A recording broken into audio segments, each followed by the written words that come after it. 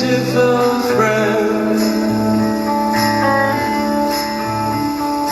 This is the end, my only friend, the end. Our Lassie finally get to the throne area of the flotilla known as Eden, where these feminine entities open up pathways that turn out to be a mishmash of floating pathways. Right away, you have the option to warp back to either the cliffs or the plains of Grand Pulse. This gives you an opportunity to go through the Seath Stone side quests and build up your character's levels. It's best to max out the main roles, but if you have time and patience, you can max out the secondary roles as well. These Seath Stones open up different pathways, like this area. Hey, you! Are you kidding?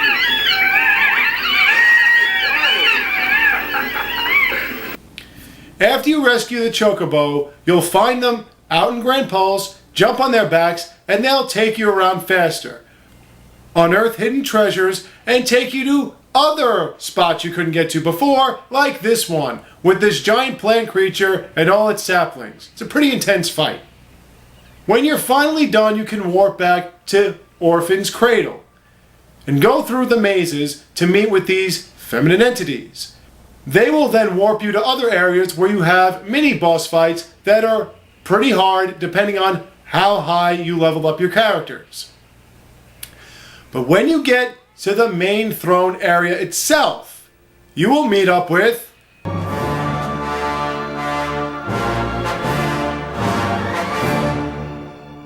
and what does he do? He starts monologuing. He starts like this prepared speech about how feeble I am compared to him, how inevitable my defeat is, how the world will soon be his, yada yada yada. He keeps talking about Ragnarok and all this other crap, but you tell him, we're not here for that. We came for you.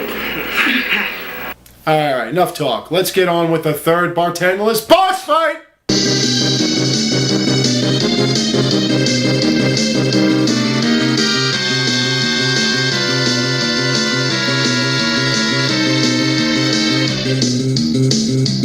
After you defeat Bartendless, he slips into this translucent goo, and it appears to be over. But I've played Final Fantasy long enough to know this ain't the end. It's that bird again.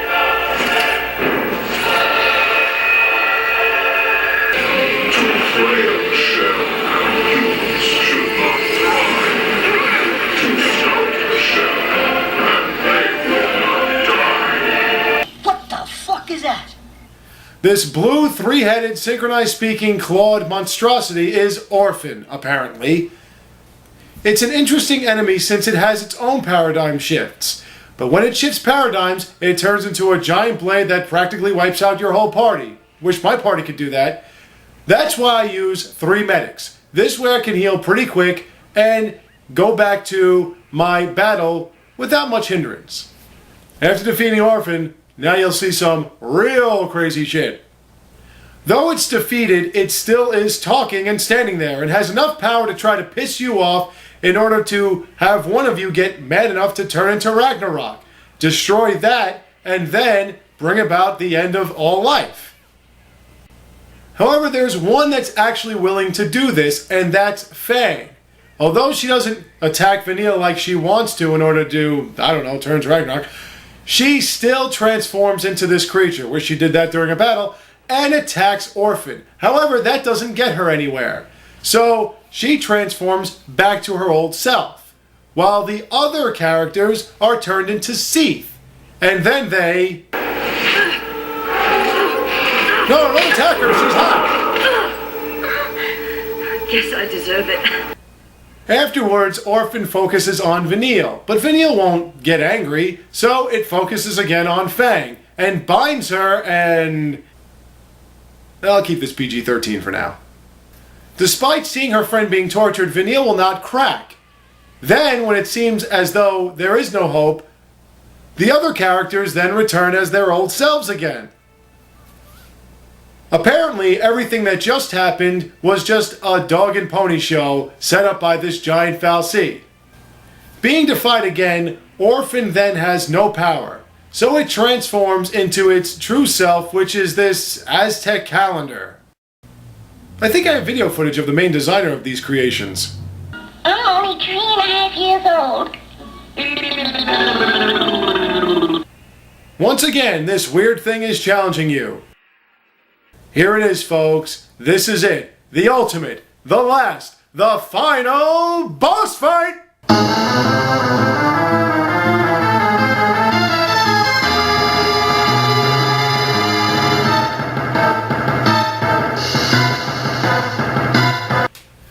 After beating Orphan for the third time, Cocoon appears to be collapsing. Isn't that what you heard was going to happen?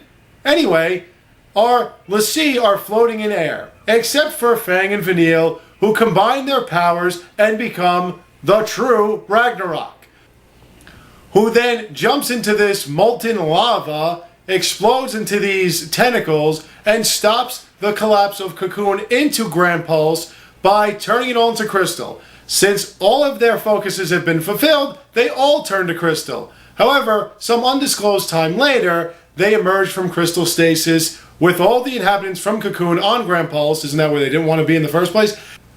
Now their brains are gone, and they're reunited with Sarah and Dash. And everyone lives happily ever after. And that's pretty much it. So what did I think of this game? Well, after all the time and effort I put into it, I must be pretty fond of it. And I am. The character designs, settings, and backdrops are brilliant. You really get deeply involved in their scenarios and dilemmas. The voice acting is very good. The dialogue is decent, or decent enough for it to be plausible.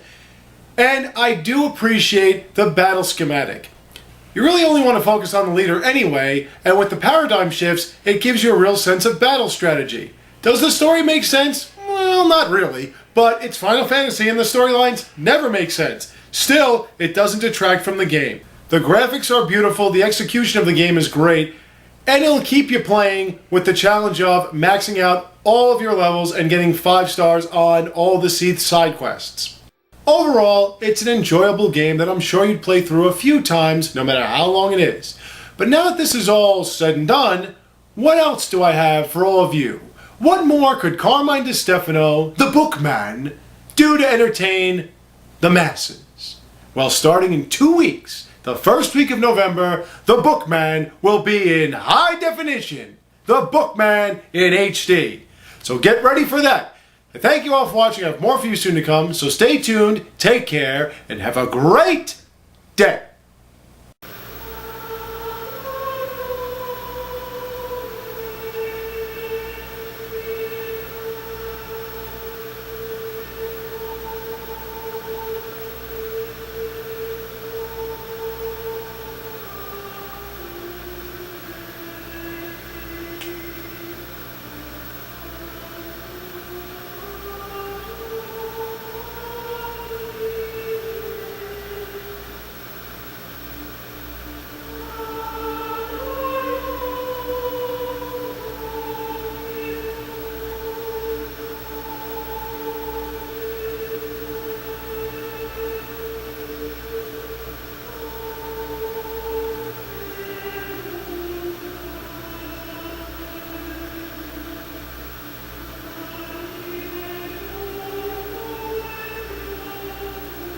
What the fuck is that?